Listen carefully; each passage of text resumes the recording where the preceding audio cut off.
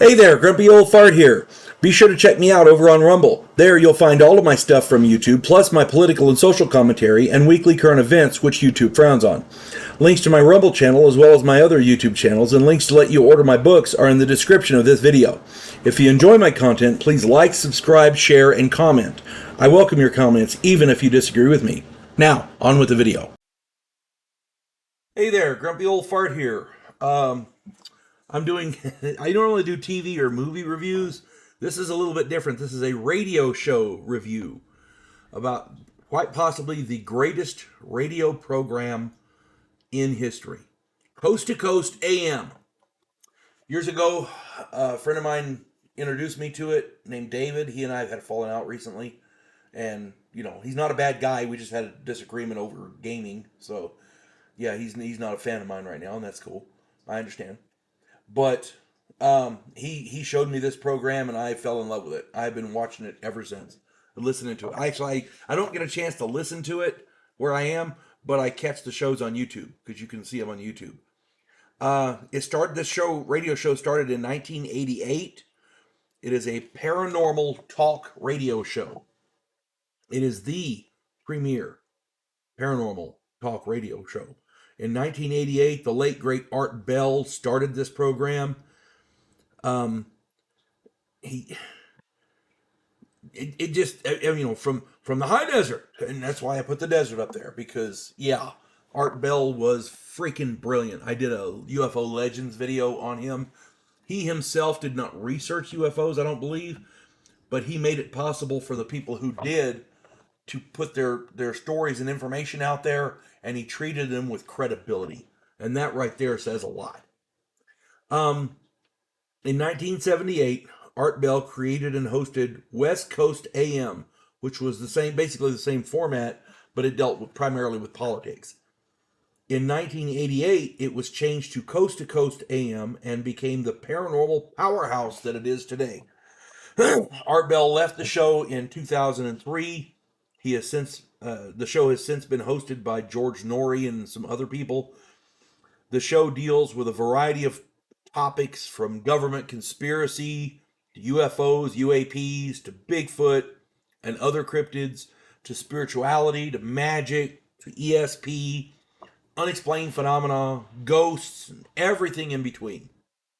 As a matter of fact, on Halloween, Art Bell used to do Ghost to Ghost AM, where people would call in with their ghost stories and things, and this is like a 3-4 hour program. It's quite good. Gauging the number of listeners of this program is difficult, because a huge portion of them are long haul truck drivers, law enforcement, and other nighttime workers.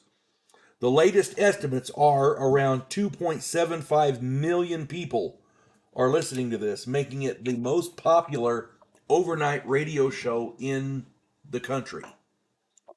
The hosts after Art Bell included George Norrie, Mike Siegel, Ian Punnett, Punnett, never heard him, John B. Wells, George Knapp, and others. I like George Knapp. He's cool.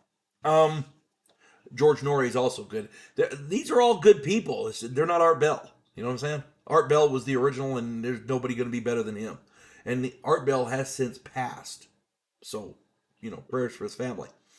But, like I said, these other people do a good job with it as well. They're, again, not Art Bell, but they do a good job. Art Bell will always be the icon associated with the show. George Norrie and George Knapp are fan favorites. All of these hosts are excellent. Other shows associated with Coast to Coast AM, because whenever they have a popular show, any TV, movie, whatever, there's other shows on the fringe of that show up, hoping to garner interest and make some money.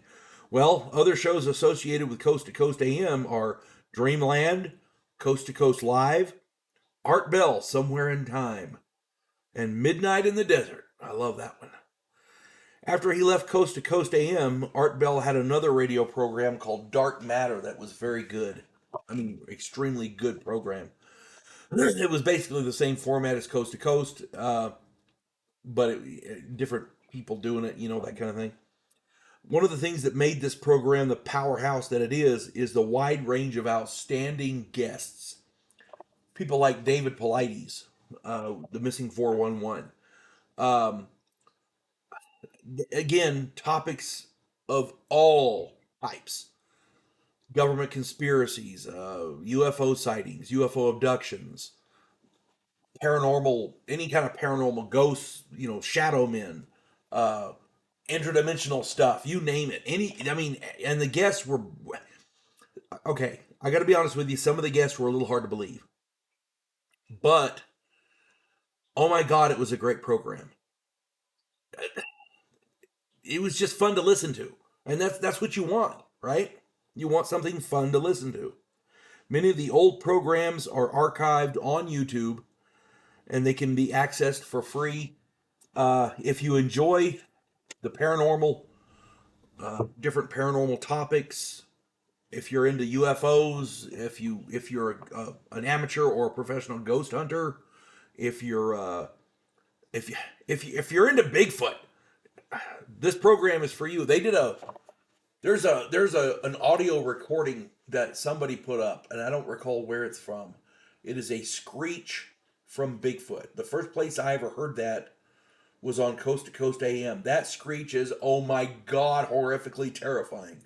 That if you're at a campsite at night and you're getting ready to go to bed in your tent and you hear that in the woods, you're packing your shit up and getting out of there quick. You may not even pack your shit up. Just jump in the car and go, because that was freaking horrific. I don't know, and they've done sound analysis. They don't know what that scream was. They say it couldn't have been made by a human being. So I don't know. It's fucking crazy. That scream alone will hook you on Coast to Coast AM. Let me tell you. If you have a chance, check it out. Again, you can listen to the stuff for free on YouTube, the older programs, and the program is still going on. George Norrie is the host. I think George Knapp does it on the weekends. So check it out, and if you're into paranormal, that show is for you. Hope this finds everybody well. You folks have a good one. God bless one and all. Devo Poland, a scientific representative of a pacifist race called the Gandhiri, is sent away as an exchange officer. His objective, to learn the one skill his species never developed, to fight. And he's sent to learn that skill from the one species who does it better than any other in the galaxy, humans. If you like science fiction with an upbeat military tone, check out my novel, Vanguard One.